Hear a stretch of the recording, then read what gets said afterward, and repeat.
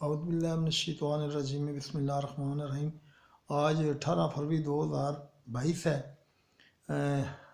آپ کافی دنوں کے بعد میں اپنے دوستوں سے مخاطب ہوں، اور یہ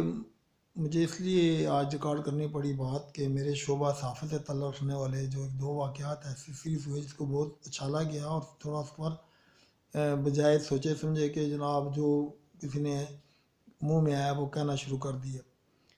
محسن بیگ صاحب جو کسی زمانے میں عمران خان صاحب کے بڑے ساتھی سمجھے جاتے تھے، ایک تو ان کا واقعہ انہوں نے جو قانون کو ہاتھ میں لیا، اس میں جو بھی آپ وہ کہیں،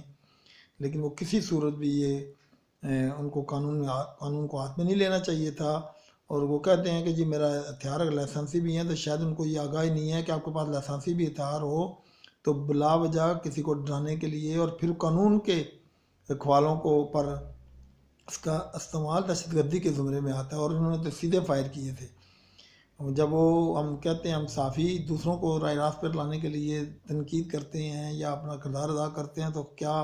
ہمیں خود نہیں قانون کا پاس رکھنا چاہیے اور ہمیں قانون کا سہارا لے کے قانونی کام کرنے چاہیے؟ جو بھی ہو، یہ دنیا میں ایک مذاق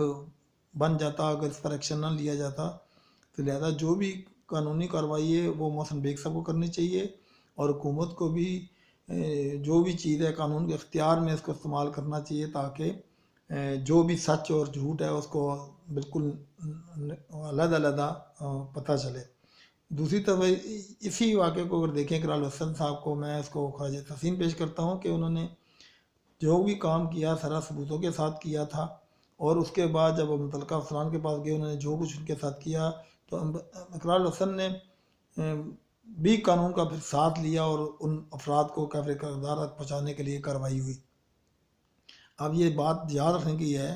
کہ عمران خان ہو یا ان کی بیوی ہو یا ان کے خواتین ہوں یا مراد سعید ہو، وہ بھی عزت دار لوگ ہیں۔ آپ ایک بغیر کسی ثبوت کے اور گھڑی گڑائی جس کا کوئی تعلق نہ ہو ریام کی کتاب سے، اور آپ اس کے حوالے دے کے اگر آپ اس طرح کریں گے تو آپ کیا کہنا چاہتے ہیں؟ آپ کا مقصد کیا ہے؟ بلیک میلنگ ہے یا کسی کو خوش کر کے وہاں سے کچھ مفاد لینا ہے؟ میں یہ بات اس لیے کہہ رہا ہوں کہ میں جس صحافی بہت بڑے تھے، ہمارے حبیب الوہاب القاری مرحوم، انہیں کا شاگرد ہوں، اور کیونکہ وہ بہت بڑے وکیل بھی تھے، تو آپ سب جانتے ہیں، پرانے اور سینئر تو بہت اچھی طرح جانتے ہیں کہ انہوں نے ہمیشہ عوام کے حقوق کے لیے اور ظلم کے خلاف، خواہ پولیس ہو یا قرآن، ان کے خلاف کھڑے رہتے تھے، لیکن وہ قانون کا ہاتھ کبھی بھی نہیں چھوڑتے تھے۔ قانون کے ہاتھوں کے ذریعے اور قانون کے ذریعے وہ ساری چیزیں کرتے تھے، اور ہمیشہ بات کہتے تھے کہ فرض کریں اس زمانے میں تو آج سے 35-40 سال پہلے جائیں تو پولیس تو یعنی کہ ایسی تھی کہ اس کو کسی اختیار کی ضرورت ہی نہیں تھی، اتنی دبدبہ روب اور ان کا جو آپ غیر قانونی حرکات تھی۔ تو اس زمانے میں وہ کہتے تھے کہ کبھی بھی آپ تھانے یا پولیس یا ایسے قانون کے رکھوالے داروں پر ہاتھ مت اٹھائیں یا ایسا کوئی کام نہ کریں جس سے جلاؤ گراوری کیفیت ہو۔ اس سے وہ سماج دشمن عناصر وہ جو چاہتے نہیں ہے کہ ملک میں قانون کی خونانی ہو، ان کا اصل میں آپ فائدہ پہنچا رہے ہوتے ہیں، کیونکہ وہ لاقانونیت ہوگی تو ایسے جو سماج دشمن عناصر ہیں وہ فائدہ اٹھائیں گے۔ اور دوسری بات آخری جو میں یہ بتانا چاہوں گا، میں اس سے پہلے کالم میں بھی لکھ چکا ہوں اور عموماً کہتا رہا ہوں کہ اس وقت یہ طے کر لیا گیا ہے ریاست میں خواہ وہ فوج پاکستان ہو، آپ کے انٹیلیجنس ادارے ہوں، جو ملک میں قانون کے رکھوالے ادارے ہوں، یا حکومت کے افراد ہوں، سیاست اپنا بیوروکریسی ہو، کہ اب اس ملک کو آپ نے ایک سیدھے راستے پہ ڈالنا ہے اور اس ملک کو آگے لے کے جانا ہے اور قانون کی بالادستی قائم کرنی ہے۔ تو اس لیے اب ہم سب کو یہ اس بات سمجھ لینی چاہیے کہ اب وہ وقت گزر گیا کہ جب ہر کوئی حکمران ظالم بن کے اپنے مفاد کو بڑے پیمانے پر اٹھاتا تھا، اور لوگوں کو چھوٹی چھوٹی چوریوں کی طرف، جیسے انکم ٹیکس کی چوری ہے، سگنل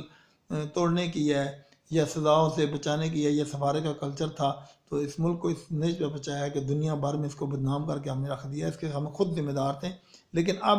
کیونکہ یہ طے کر لیا گیا، لہذا اس سوچ کو بدلنا پڑے گا، اور اس کے لیے اگرچہ کچھ مزید کام